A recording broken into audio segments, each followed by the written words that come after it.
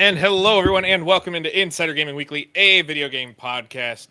It is Thursday, September 11th, 2025. I am, of course, one of Insider Gaming's senior editors, Mike Straw, not at a Blink-182 concert because it's too expensive to go to them these days. Joined, as always, by co-senior editor Grant Taylor Hill, senior producer, A to the P, Albert Perkins, and head honcho himself, Tom Henderson. Guys, how are you doing today? It's a day. It's a day in many ways. Yeah. I don't know. If you're here in the United States, you know there's a lot going on, but we're not going to get into that. But it is a day. Yep. There's nothing going on. Grant, Tom, how you doing? I wasn't on mute or anything, bro. I'm all good. No, man, I never do that. No, man. I'm good though, man. It's been a good week. It's been lots of good games, or one good game in particular that I can't talk about yet. But yeah, man, it's been good. Ooh. Looking forward to that. I'm good as well. Been a busy week. What have we done? Oh, that's right. Before we get into anything else, Insider Gaming decided to. We talked about it last week. We've teased some things for a while, but this week, on Wednesday, the launch of footballgamingzone.com, a site completely dedicated to football, or if you're on the left side of your screen, soccer. If you are dedicated completely to that, EA Sports FC, Football Manager, eFootball, goals, rematch, UFL, FPL, and everything, maybe even a FIFA game in the near future. We don't know. Footballgamingzone.com. Go check it out. Great work is already being done there. And we have Andrew leading the way. We have Andy, Josh, myself on top of Andrew. And then, Tom might peek in every now and then to do some stuff. We don't know. Maybe we'll get Tom super into the sport. Yeah, I don't think that is not happening. No, that is not happening. I don't think so. Maybe. No, that is definitely not happening. Maybe. But yeah, like it's been fun to basically go from one website to now a group of websites. I guess we still are a couple of websites, so we're not exactly a group. But Insider Gaming is now called Insider Gaming Group, and yeah, we from signing the contracts basically at Gamescom to give everyone a little bit of behind the scenes to launching in 3 weeks. It's been a pretty mad couple of weeks, and we've even got more stuff to come. So I'm super excited for the next. Even maybe tomorrow I've got a small announcement, and then in the next couple of weeks we might have a massive announcement for Insider Gaming as well. And that massive announcement is, of course, going to be myself and Grant are taking full control of Insider Gaming for absolutely no cost out of pocket. We're buying Tom out with hopes and dreams. See, Tom, this is where me and you plan our own takeover. Yeah. Tom doesn't need to plan a takeover. He's out here being. I am the takeover. Yeah, he is. He's just that. There it is. He just shows up menacingly and controls. We're a bunch of marionettes. He's the puppet master. The puppets, yeah. But we do have a lot to get to today. PlayStation 6 news. The best PS1 games of all time, as far as best-selling games were announced. Battlefield 6, some people are concerned. But before we get into that, a reminder, you can find us wherever you get your favorite shows on Spotify, Amazon, Apple Podcast, Pocket Cast, and obviously on YouTube if you're watching us live. We are on demand. You can also subscribe to the Insider Gaming newsletter that goes out every Tuesday at 10 a.m. Eastern at insider-gaming.com/subscribe. And before we get into the news, it's time to kick things off with what everybody's favorite topic is. What have you been playing? I know Grant's been playing a lot of a game that he can't talk about, but have you been playing anything else? Well, Well, I mean, I don't recall it saying that I can't say that I'm playing it. I just can't say anything to do with like spoilers or impressions, right? And that is like, I'm like 99.8% sure. I mean, who's it going to hurt? So, I mean, it's. I mean, we are known for breaking embargoes, so you might as Yeah, well. boy. You might as well We're just known go of for that. it. We're known of a lot. No, I can say that for the last week I've been playing Dying Light the Beast. I can say that, and that's it. And then I can move on from that. But I have been playing other stuff as well, like the what am I trying to say? Tarkov. We don't know what you're trying to I was say. like, what's that 2,000 hours I spent in that game? What was that game called now? Yeah, a little bit of Tarkov as usual. And I just got Borderlands 4 installed, but I haven't actually booted that one up yet. But yeah, that's been me. My time has been pretty much dedicated to Dying Like the Beast for the last week. I want to know, Molly, what do you mean? What for those who are listening after the fact, Mike knows everything about breaking embargoes. I don't do it. People for some reason claim I do it. I don't do it. I've never done it. I don't get it. I have never done it. Why is this a thing? I have never broken an embargo that I have been under. Yeah, big old AP. What have you been playing? Same old, Mike. You know, as I mentioned before, last week in college football, we wrapped up our season. So, you know, I was in off season there, did a little bit, hit the transfer portal pretty hard as I had a few that transferred out, but things are looking pretty bright for me. I think this is going to be a really, really strong season for the Alabama Crimson Tide for the year 2026. So looking forward to it. Season's probably going to be kicking off here this weekend, and yeah, it should be fun, man. It should be a lot of fun. But outside of that, not much, man. Again, still kind of in waiting mode whenever it comes to Battlefield, because I'm going to lock into that once that drops. Again, why is this a thing? I've never done it. Why? Why is this a thing? Tom, what have you been I've not done about me? anything, I promise. I believe you've been sending messages privately to get people to trigger me, because now that SilkSong's out and about and in the wild, and I got nothing to look forward to on that, you're like, how can we get Mike losing his mind in a different way? And I have a feeling that's what you've been doing. Instead of, playing Deus Ex. Have you started that yet, Tom? I have not. I have been playing Batro again. And I have actually been playing another game that I cannot actually speak about. I don't think it's going to come out it's not going to come out for a long time as well. So it's not something that I can cover. Super early access. Yeah, so I've been enjoying that. It's something that I did get hands on at Gamescom, and I really enjoyed it. So I'm pretty stoked to have access. So yeah, I'm just chugging away at that when I can, and really enjoying it. So what was that? Do you like Star Wars? Tom? Yeah, I love Star Wars. Yeah. Well, according to Alley Cat, it's probably Knights of the Old Republic remake, huh? Isn't it? Yeah, imagine. Are we just that'd be something.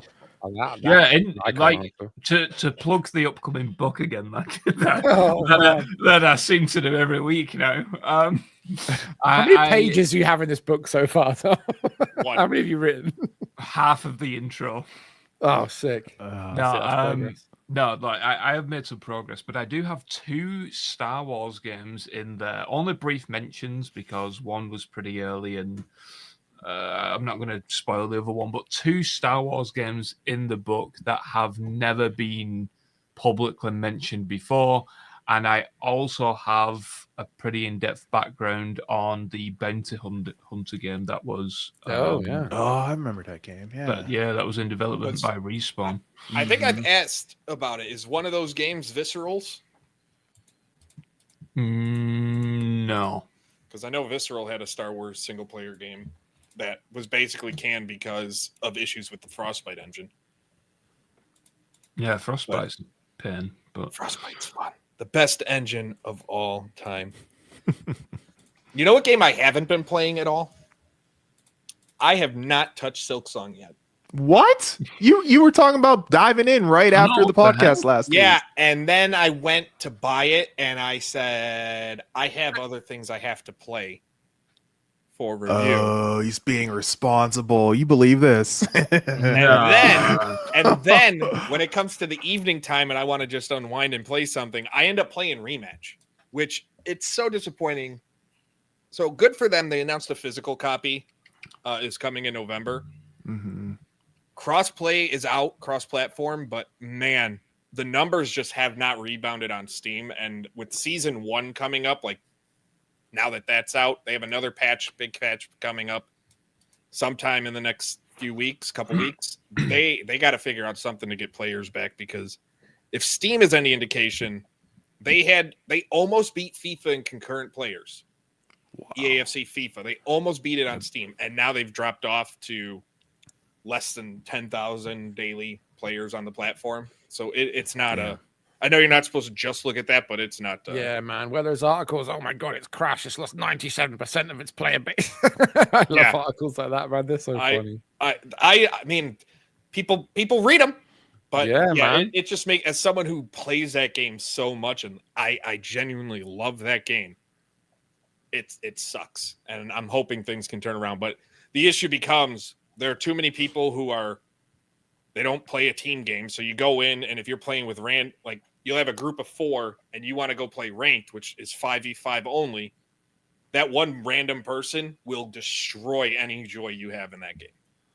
Because either they'll goof around while they're playing goalie and give up a goal. Mhm. They will hold the ball and hog it, not pass it. Or they'll just literally shoot it in your own net. So you deal with that all the time, and it kind of ruins the experience. Or they just stand there because they're like looking at their phone or something, texting. I've done that. I've seen that. I didn't realize I was in a game. Did not realize we had started. And I'm literally just like, and then I'm getting yelled at in my ear. I'm like, oh, sorry. Or I'm trying to write a story while I'm playing, because that happens at night too many. Or like the newsletter that I was like, I rushed Monday night because of certain somebody. But has anybody, I mean, it unlocked today at like noon Eastern. Has anybody jumped into Borderlands yet? I can jump in right now. No, you are on the air. You wait till it's over. Yeah, who am I? Tom Henderson? I know, you're acting like I'm playing Batro right now. I wouldn't be doing that. Oh, he's at it again. Boom. Yep. I can't say I'm excited. Ali Capra, I can't say I'm excited for Borderlands. I've played them, never been my series, and I don't. It doesn't really do anything for me. It looks like Borderlands. Mm-hmm. I'm right with you, Mike. It's not really my vibe. I mean, it looks cool, whatever. If that's a game that you're into and whatnot, good for you. But like for me, it's just never really been my vibe. With that, before we get into the news of the week, people just keep saying you're playing Knights of the Old Republic, Tom. Before we get into the news of the week, a reminder, if you want to join the conversation, leave a chat. If you want to guarantee your question gets answered on the air, leave us a super chat. It helps us continue what we're doing. I can't believe this is episode 30. We are fast approaching. Wow. Here. Like we've skipped a couple weeks here and there for various reasons, 30. whether we on a trip or whatnot, but we're getting close to that year, and it's just flying by. Speaking of flying by, PlayStation.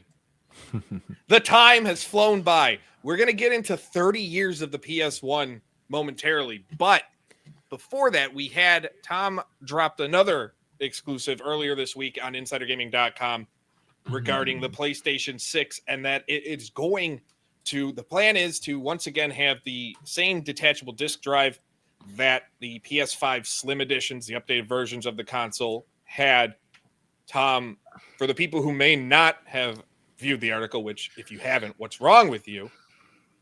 What can you say about why Sony is doing this? Was there a specific reason, or was there any talk of maybe not even having one to begin with? Yeah, I mean, to be honest, like when I was writing the article, I felt a bit icky because, in my opinion, it was kind of obvious that there was probably going to go down this route.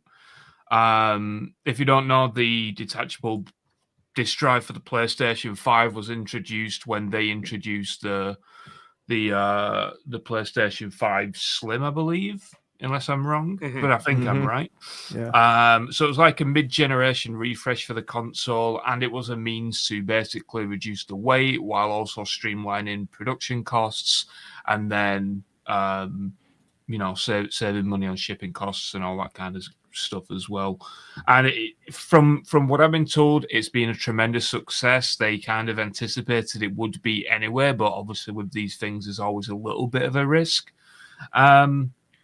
So yeah, they're happy with it, and they're going to roll it over to the next generation, which I think is really cool and important for those of us who do like physical games, because I think for the past few years now, there's always been that discussion: is the next generation going to completely lose discs? And I'm seeing that conversation more and more, even more so now with all of these brilliant indie games coming out at the $20 price range, the $40, so on and so forth.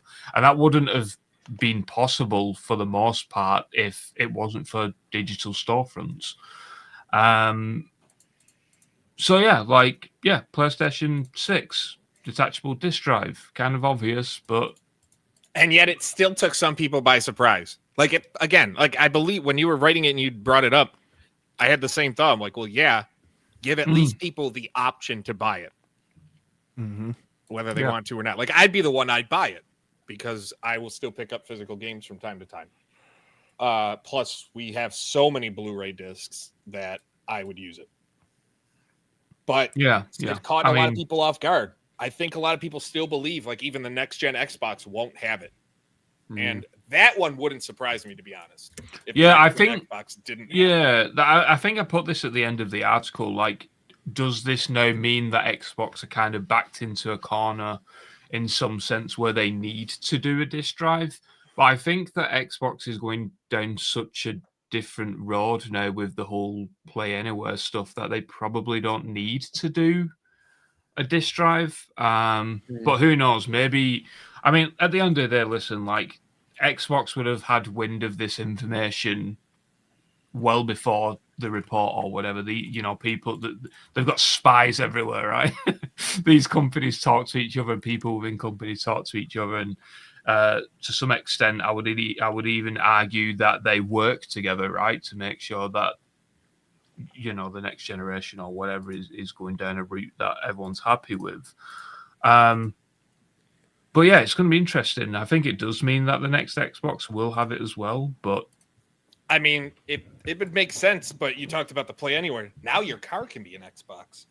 I mean, they had PlayStation in a Tesla, I believe that was, PlayStation has their own car coming, the Sony car with Honda.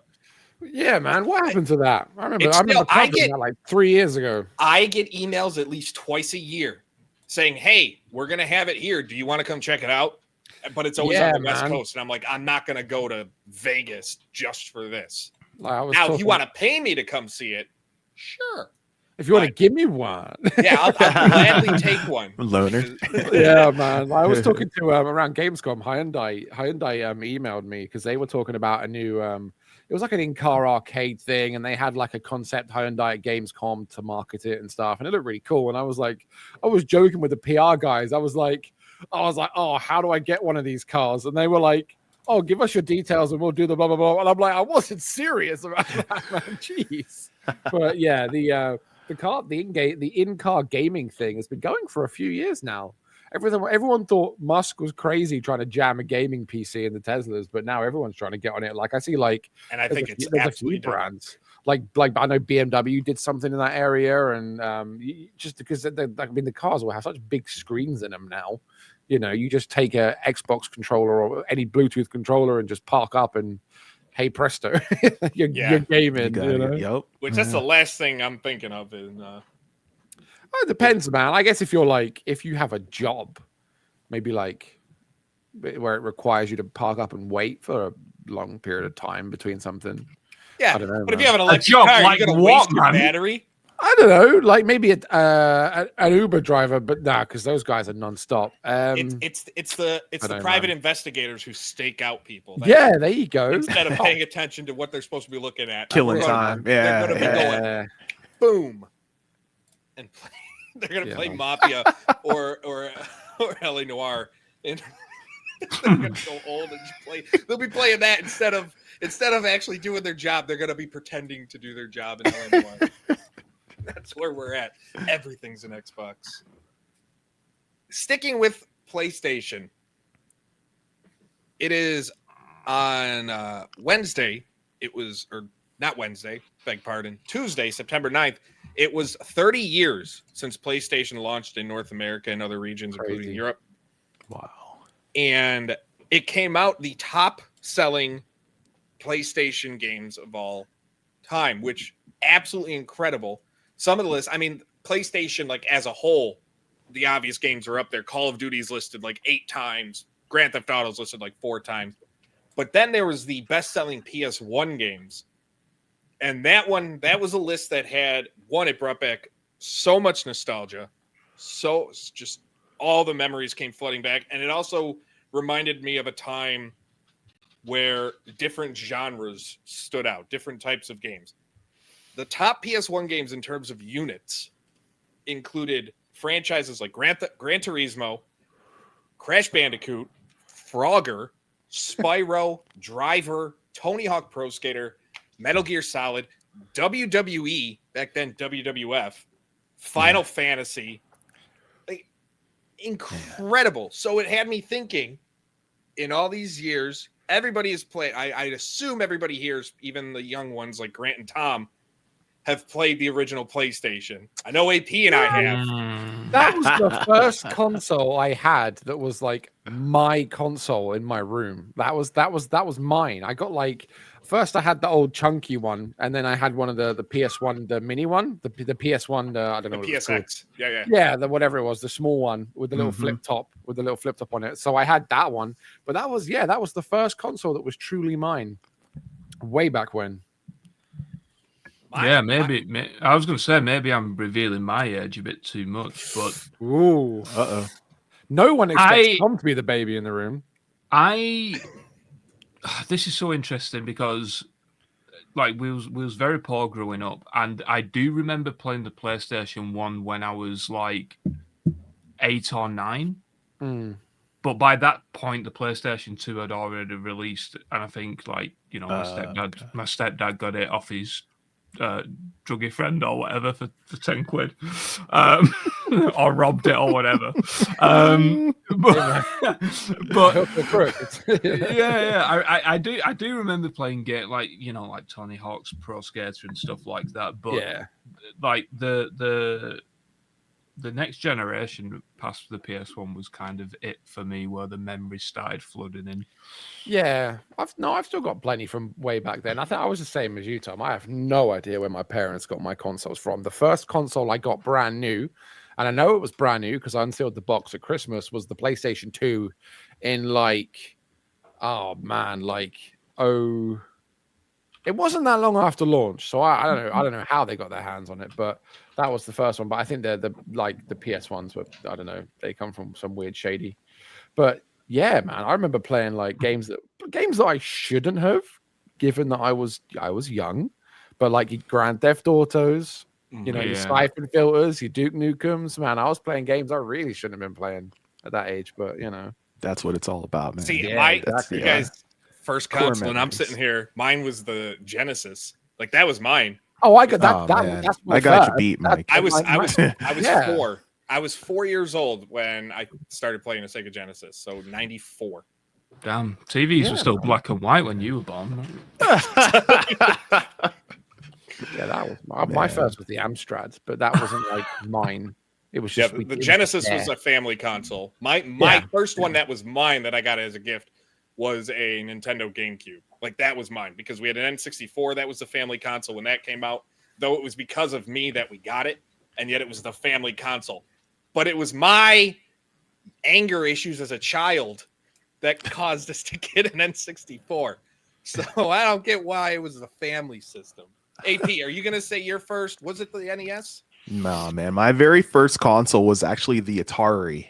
The Atari. I'm when I'm talking old school, I'm talking old school. You gotta Wasn't a remember, huge AP is With the 61 years little old. joystick with yes. Joystick, one button up on top. Yeah, man. Yeah, you Yeah, have to button on remember- the side. man. Old school, man. Yeah. And then after That's that, cool. it was the NES, and that's when I really started falling in love with video games. But as far as like PlayStation goes, man, one of my core memories for PlayStation, man, I remember my cousin came over to my house. I've been playing PlayStation for a while there, and he's like, man, you got to check out this new game. It's called Metal Gear Solid. And I was like, Metal Gear Solid? I never heard of it, And I kind of thought about the original Metal Gear from Nintendo, but I didn't think it was related, right?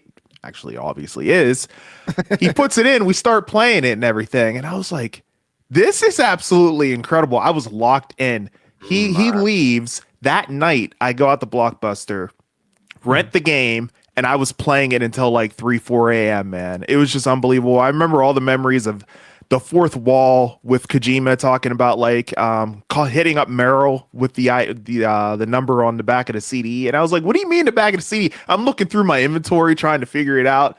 Literally means the back of the CD case, the physical CD case that exists in our world. That just blew my freaking mind, man. The whole Psycho Mantis fight. I mean, just so good, man. So good. I feel like we just don't get, and obviously it's tainted by nostalgia or whatever, or maybe there's some rose tint glass going on, but I just feel like we just don't get the, obviously we were so much younger and everything's way more fantastical when you're a kid, I feel like my immersion levels like skyrocketed when I was a kid compared to now. Like I look back and I'm like, how games just seem like you were just enveloped in this world, and now it's like you play it and you're like, oh wow, that combat's really satisfying, or those visuals are nice, the soundtrack's great, but you just don't feel like you feel like you felt when you were a kid. It's different, man. No, I mean, that's just how it.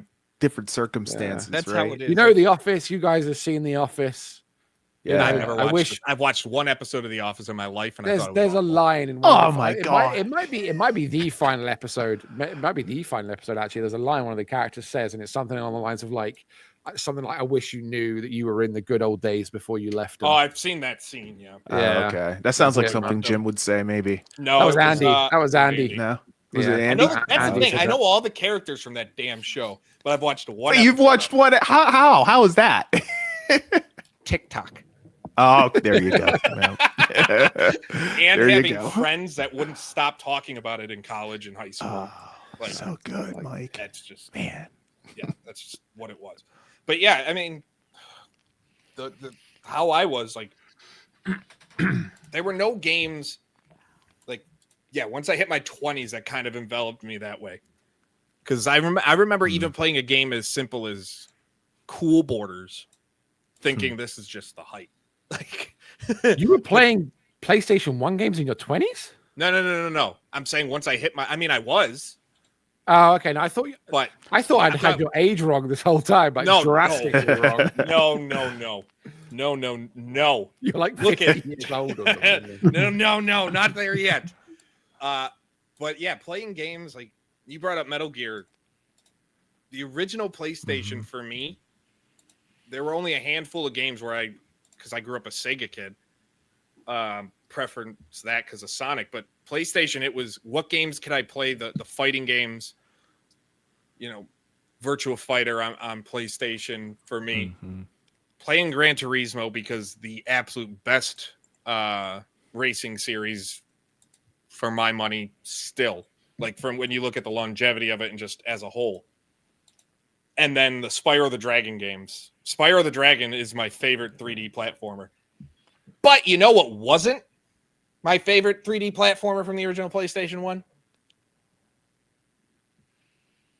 Come on. I was waiting for you to tell us. You want us to guess? I mean, it's pretty easy. I don't know. I've only talked about it ad nauseum on this damn show. and I even managed to throw shade at it in the article covering the top selling games. Oh, Bubsy. Yeah. That stupid I never played Bobcat. Bubsy. Yeah. I loved Bubsy on the SNES, and then Bubsy 3D happened. And I will play Bubsy 4D though. I will play it. I don't know why. Because, Man, that's like it's not that's Ben, like but it kind of reminds me of like my wife. So like she absolutely adored, Super, Mario World on the, Super Nintendo. Then Mario 64 comes out. Obviously, everybody loves Mario 64. Most people, I should say. I shouldn't say everybody. She doesn't. She doesn't like it. She played the 64. She's like, I can't stand it. I could not stand the whole 3D, aspect of it. I mean, I get it with that way because as an aside, I like the Metroid series, but I don't like the Metroid Prime games at all. I prefer the 2D. The 2D Metroid. side scrolling. Yeah. Like that's just how I am. Alley Cat brought up another game, and I think we've talked about the series in the past. Driver was a great franchise. Yeah, that game was great. It was Who one got out of that parking lot on their like first, second, third try or whatever? I know I didn't. What about the Did no one know what I was on about just then? No, Yeah, I did. I do. I followed I you. was too focused on the fact that I was like, not me. I was too focused on the fact that for 2 seconds you were like this into the camera. Yeah, man. What about the Toy Story game? Toy Story Yeah, 2 I remember that shit. great. Oh, they Heard just it was added, good. I never played it though. Okay. Didn't they just add Toy Story and then like Toy Story 2 or something? No, sorry, I'm thinking of Spider-Man. Sorry, ignore me. Yeah. They added No, two Toy classic Story, the Spider-Man original games Toy Story for PlayStation now. SNES and Sega Genesis was great. I Toy remember those, Story man. 2, where you're playing as Buzz, fantastic game. I have it for my N64, and I will load it up from time to time and actually play it on that. I saw like a retro gaming channel was playing it the other day on like TikTok or something.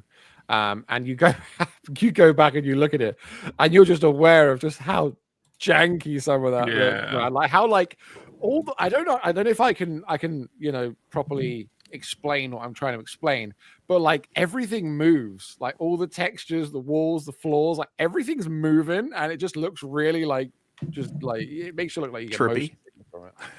It's weird, man. It's like Yeah. I can't even explain. You look at it and you're like, you just know that's PS1 game. you just see the.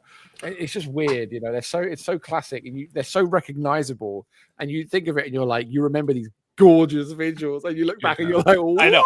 Oh, my favorite is looking back at like the old wrestling games like SmackDown and going, this is the height of graphics. Wrestlers will never look better in the ring. And then you're like, this is terrible. The blocky face. gameplay still, yeah, exactly. Roblox without the controversy. Yeah, Game Sandwich. Yeah, it's available on the back catalogue. Toy Story, and quite a few PS1 games. There's quite a lot. Yeah, Siphon Filter's on there. That's a big wreck. Like that was one of my favorite games.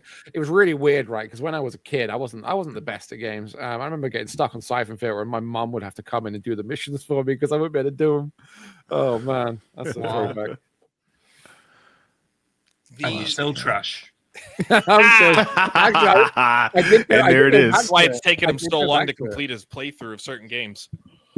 That's because certain games are much longer than you thought they were going to be, and because you're also trying to do every single side objective because there's quite a lot. So Right, I think we are bordering on bag or busting. Yeah.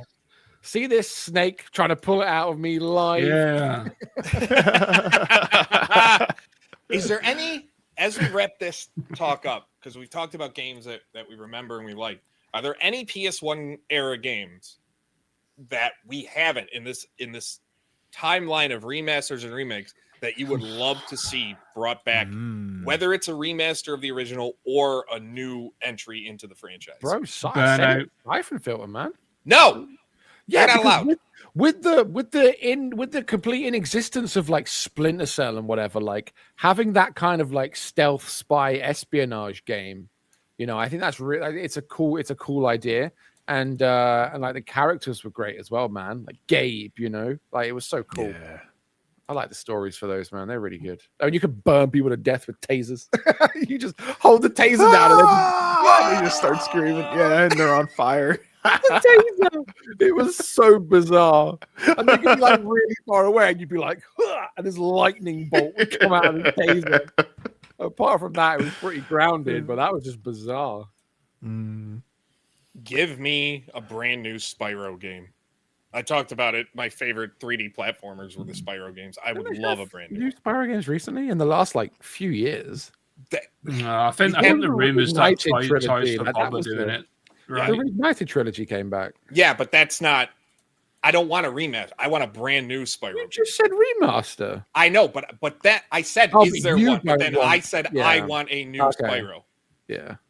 Twisted Metal was brought up in the chat. Twisted Metal would be fantastic. Dino Which Crisis recently would be there was a nice. Twisted Metal canceled. What I don't get, as a quick aside, because we've talked about it with Fallout, why when you know that you're going to have these series, like these television series, I wish they had a new game to go along with.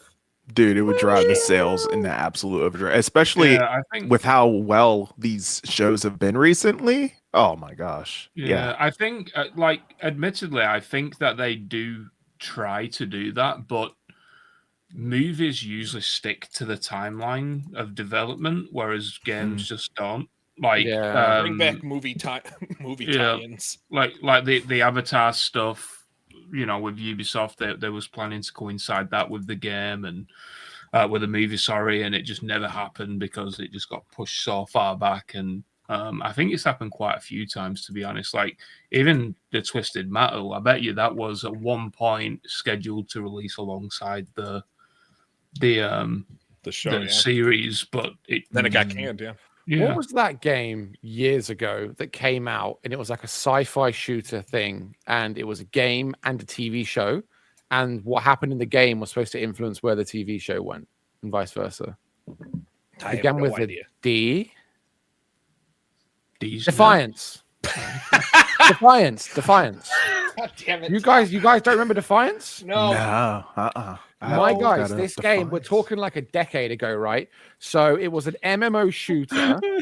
It was an MMO shooter that was a tie-in to a TV show, but the two were supposed to like grow together, and what like things that happen in the MMO would influence where the television show went. All fell completely flat, But they came back recently, where a couple of months ago they were like re-releasing Defiance after like years of it being offline. Oh. That was just a weird aside, but I wrote an article about it on Insider Gaming. I don't remember that at all. Someone brought up Army Men. Army Men Sarge's Heroes was such a good game. Bro, all of that stuff. What about Hogs of War? Remember Yeah. Hogs of War? Give me all of those, man. Give me innovation. Give me Risk again. We won't, because money and studios are scared. What you said about the but Fallout thing, what you got to bear in mind is that Risk back then was like 200k. Yeah, now it's 400 million. Yeah. The Fallout thing is true though. Like I was thinking, like when the Fallout TV show came out last, obviously they had, they pushed out like new season stuff and content and crossover content in 76. They had the next gen update for Fallout 4. It all skyrocketed. But like, imagine if they'd had like a new game, and people think there's going to be like, oh, maybe for the second season of the show that comes out in December, they're going to drop like a New Vegas remaster or something, or like a Fallout 3 remastered, because that stuff's been on the cards for how long? Imagine if they did that. Here's the second season, and here's New Vegas remastered to enjoy alongside it. People would lose their minds, man. That would be wild. Who knows? Maybe it's coming. Reported by Grant Taylor Hill of Insider Gaming. Bum, bum, bum. Do to you what everybody does to Tom. Man, Yeah, what about man. Parappa the Rapper, man? Yeah, I remember that. The little paper dude dancing. Yeah, Oh, man. yeah, man. Help me You know learn a what? So many of PlayStation controller.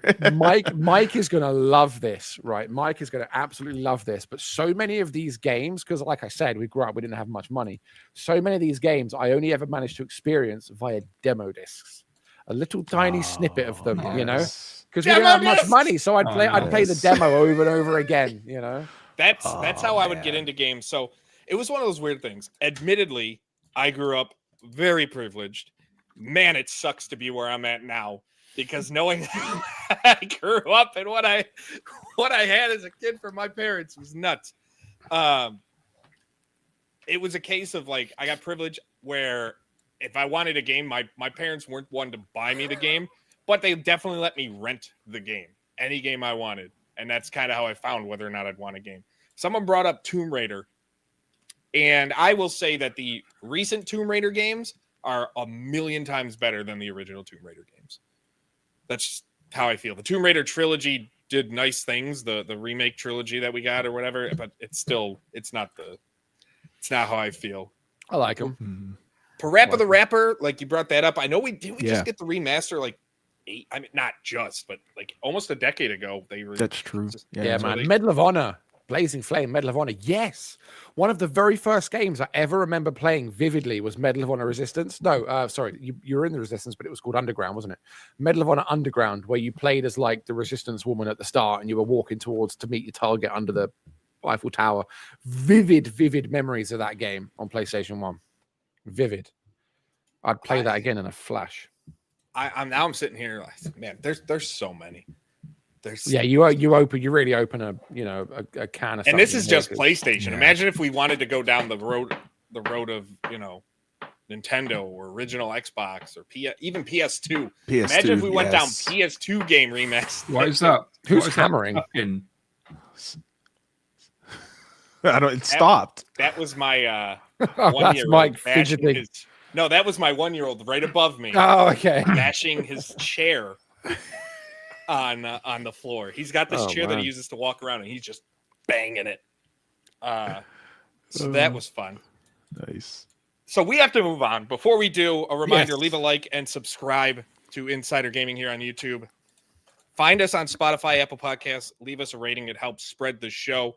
And if you want to guarantee your question gets read on the air, consider leaving us a super chat to support what we do. Battlefield 6 is a month away as of yesterday. Yes! And for the most part, people are still excited. But there are some concerns.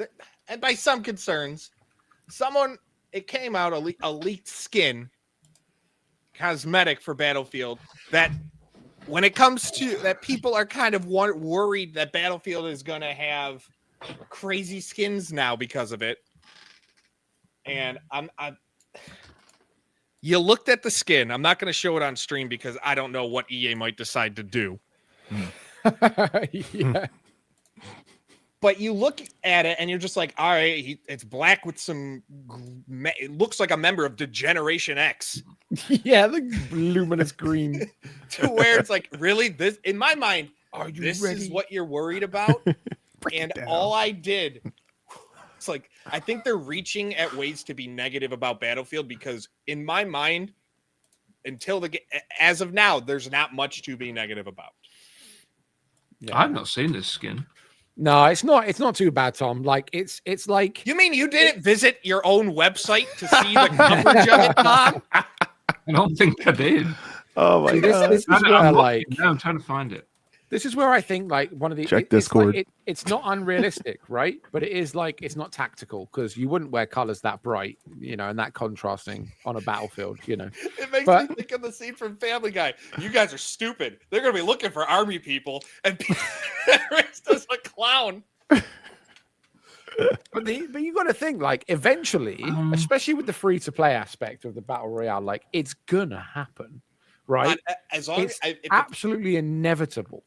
if it's kept there, if they decide to get a little over the top, not saying I do not want Call of Duty skins in this, but if it gets a little like this and it's in the Battle Royale version, which that was revealed and playtests are starting this week on that, by the way. Yeah. I'm okay with it. But I just, again, feel like the cosmetic backlash, quote unquote, is way Unfounded. Yeah, like This is Bizarre, man. Did you see that? What the fuck are they meant to do otherwise? We can't cuss, man. Man, You one or two. You cussed like 20 times last episode. No, but like, no, seriously, like, what else are they meant to do? Like, Yeah, exactly. That's it. It's. But- I mean, there's only so many Bro, ways you it's- can remodel some tactical outfit, and you know. I mean, it's like I guarantee this particular skin is going to sell 20 times better than the 5 variations of leopard camo yeah, or whatever man. they're going to put in the game. Did you see And- the?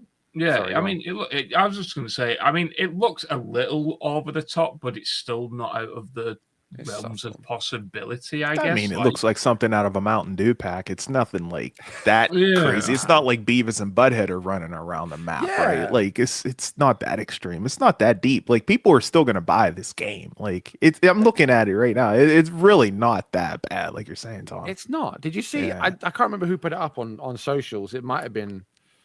I don't know who it was. I'm not even going to try and take a guess, but someone pointed out that Activision have changed some of the Black Ops 7 like promo content or something, and they've removed all the futuristic art and they've replaced it with like a grounded, more realistic soldier kind of thing.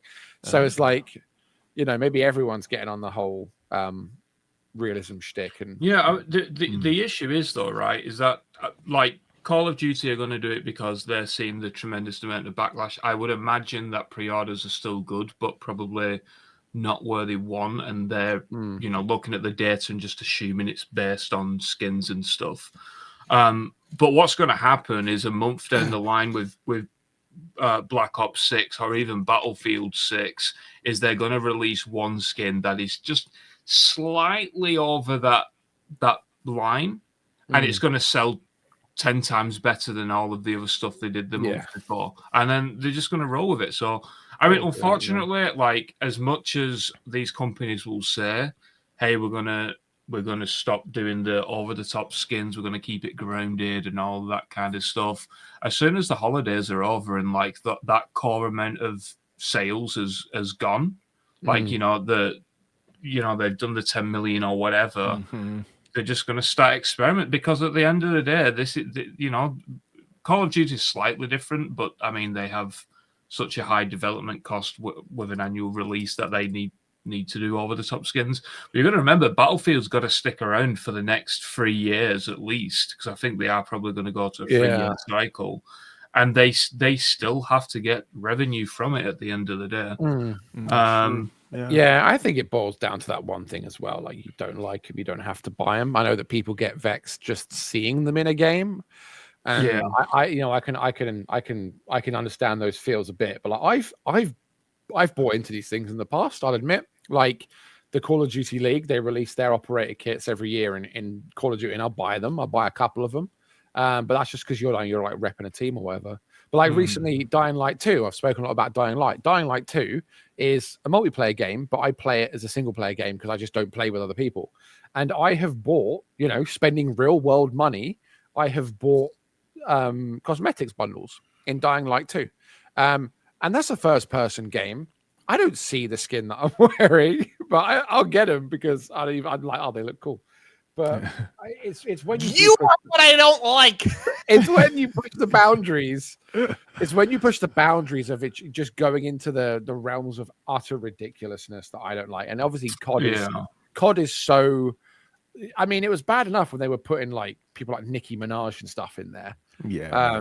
And now they're now they're looking at we said it already. Like AP said, the Beavis and Butthead thing was kind of like a breaking point. Like the American Dad stuff was really kind of a breaking point, I think. My favorite part was the American Dad got announced the same day they did mass layoffs. At the same time though, I guarantee that the Beavis and Butthead was probably a top 5 skin. Yeah, it probably was. Yeah. But I think for me, and I really don't know why they've not done it yet, and this is something that quite a lot of people, especially in the Call of Duty community, have been talking about, is just add a filter option where you can filter flick a switch. But then that would be the thing where obviously it comes down to money, because they'll go, okay, cool. Well, if people can flick a switch, less people are going to be seeing the skins, so less people are going to be buying the skins because they're not going to make an impression, so we're going to lose money.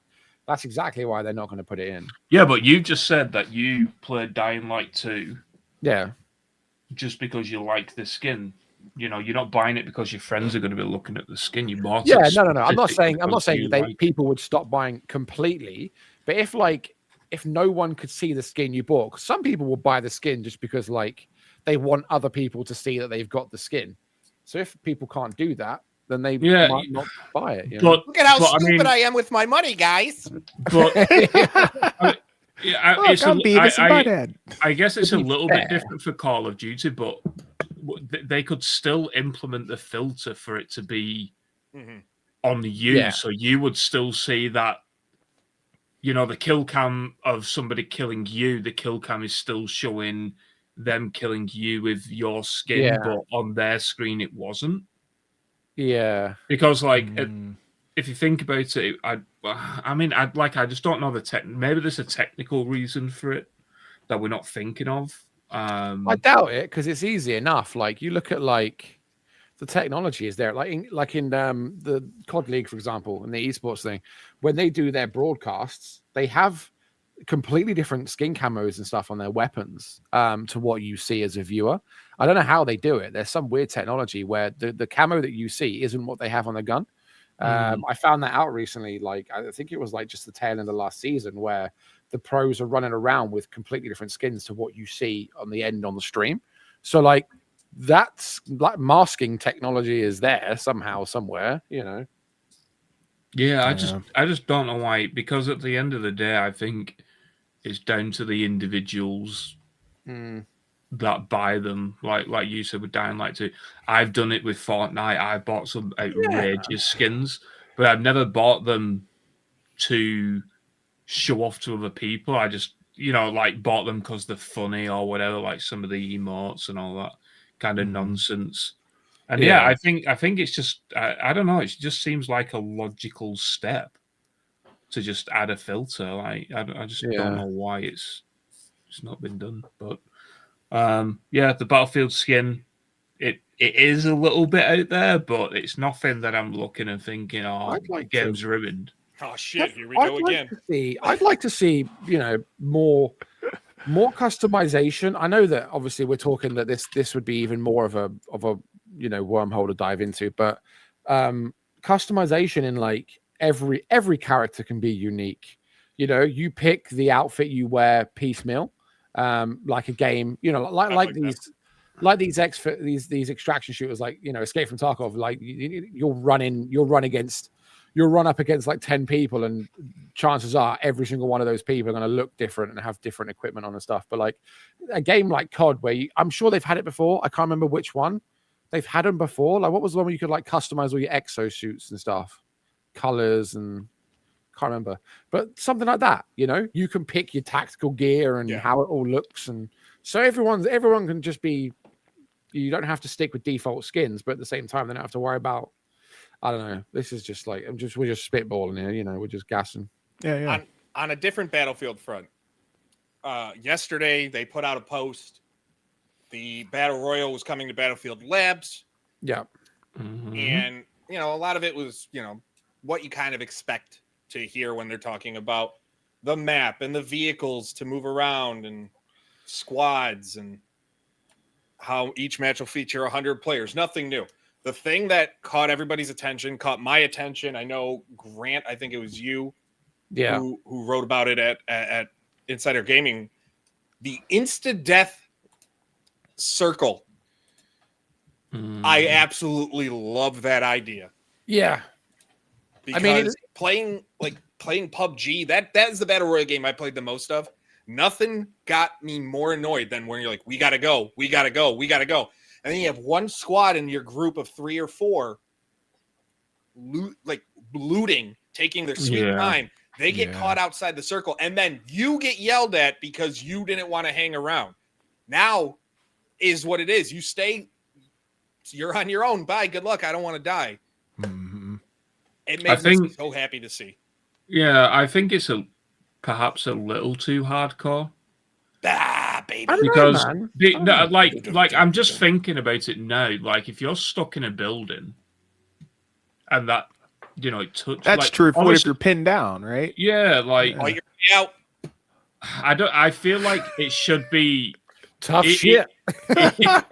Like it's you against the world, man. Like they should just do it where it's like you've got 10 seconds. Like there's no like in Call of Duty. I've seen some absolutely obscene clips where it's the end of the round, the final circle, and people are just running through the gas like 5 minutes. Yeah, just injecting, stimming. Oh man, I remember those exploits, man. But I mean, at the end of the day, it's going into the play. I think it goes into the play test tomorrow, I believe, or maybe later today. I think it was today.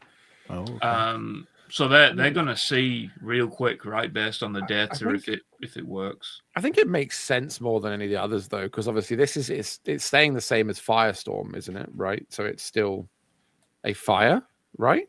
Yeah. As far as I understand. So, I mean, it makes sense that would do a little bit. I mean, especially if it's a big fire, that would do a bit more damage than like a gas cloud or a storm or something.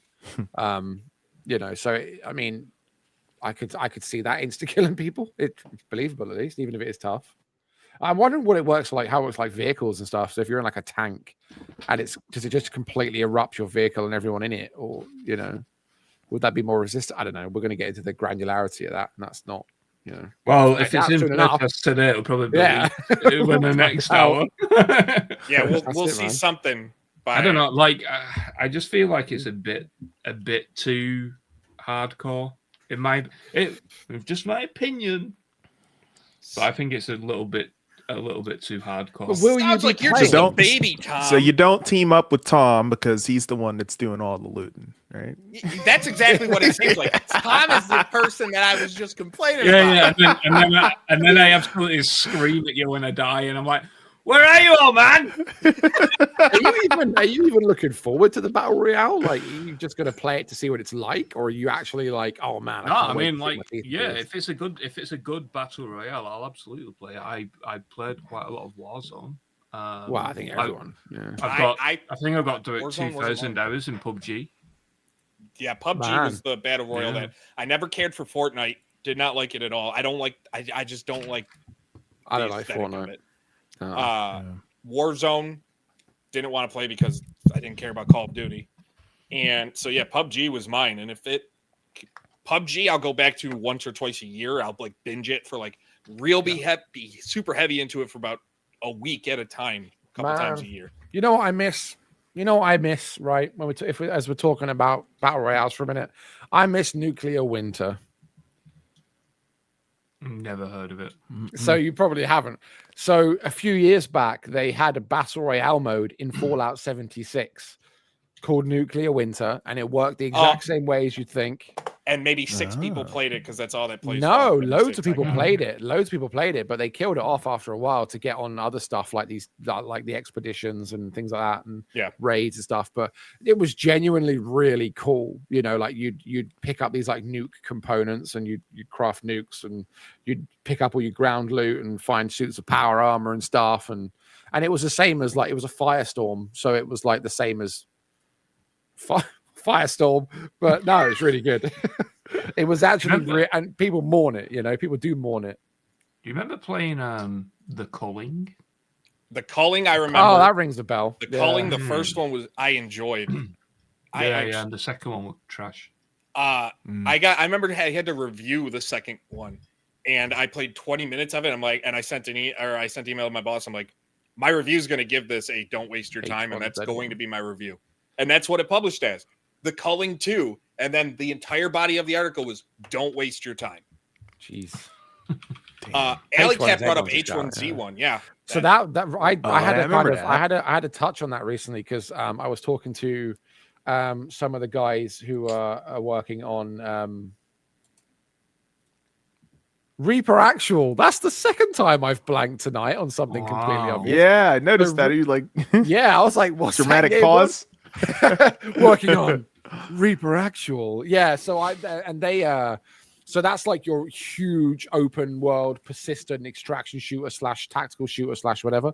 And some of the guys from there formerly that worked on H1Z1, so they kind of bring that across into the that's one that I never actually played though. I never played H1Z1. Yeah, the first kind of battle royale I ever played was Fortnite. I played it for like 5 minutes, and then Warzone took over. Took over for me anyway. I mean, yeah.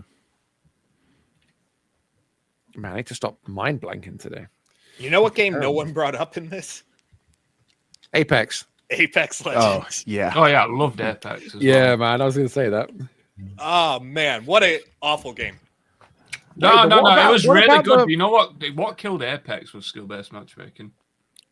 What about the Forza Horizon Battle Royale? They had that too. That was fun for the niche it was. Yeah. The short amount of time it was. Mm. The thing with Fall Apex, Guys. I could never get into Apex because it just made me angry with what was taken away from me. So they could focus on Apex. We lost Titanfall Yeah, man. because of Apex. And it pisses me off. You know, like Apex was actually, from what I've been told in the past, like it was developed almost in secret by Respawn because they know that EA wouldn't greenlit it. So it was like it was developed in secret, and then they showed them, and they was like, "Oh, this is really cool." And then then when can you get this to us? Well, funny enough, it's ready to go. No, I just cool. they took things away. With that, I was going to say we might be getting another kind of, well, not a battle royale, but an extraction-based shooter in the coming years with Far Cry. That was one thing I Yeah. want to talk about as we start to wind down. I completely blanked because we don't have time to get to bite-sized bits, and there's a couple that I wanted to get to. But Far Cry, Ubisoft, Yves Guillemot decided to say, Guillemot. Here we go. Guillemot. Yes. Guillemot. Yves Guillemot. While in Saudi Arabia, it's Yves Guillemot. Yves Guillemot. That's why they hate us. There's a lot more reasons why. Said that Far Cry will have multiplayer push on it, basically. They're going to force feed you multiplayer in Far Cry moving forward. Obviously, Tom, you've reported in the past the extraction shooter, the Far Cry multiplayer game in development, in addition to Far Cry 7. Man, this just seems like, again, to me, chasing a trend that is no longer relevant. But where it's at, they got to release it. Yeah, well, I actually messed up on the article today. Uh-oh. Dun, dun, dun. Because I did an article early in the year, and I don't know why it slipped my mind, but they've actually rebooted Maverick now into something else, and I'm not sure what, but I imagine it's still some kind of, extraction / battle royale or something like that. Because of the new subsidiary with Tencent, they've kind of changed a lot of things around.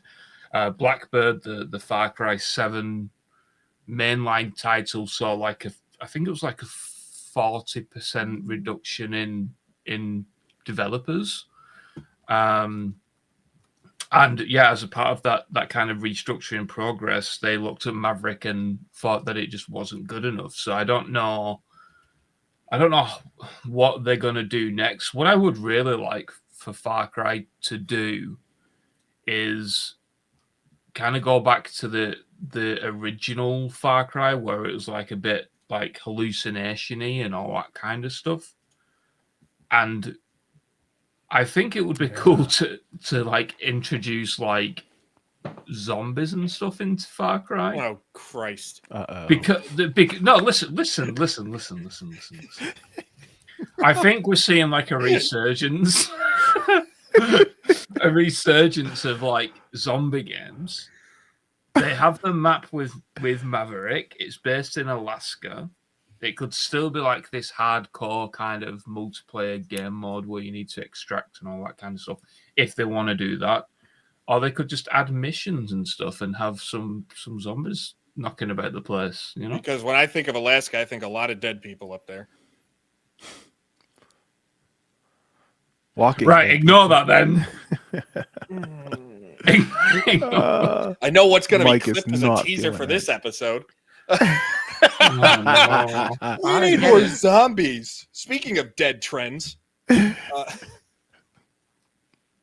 don't know if I missed something there. Dead people in Alaska? What? No, never. It really does not matter. Like, just forget that this ever happened. We have to start winding down. There are a couple questions.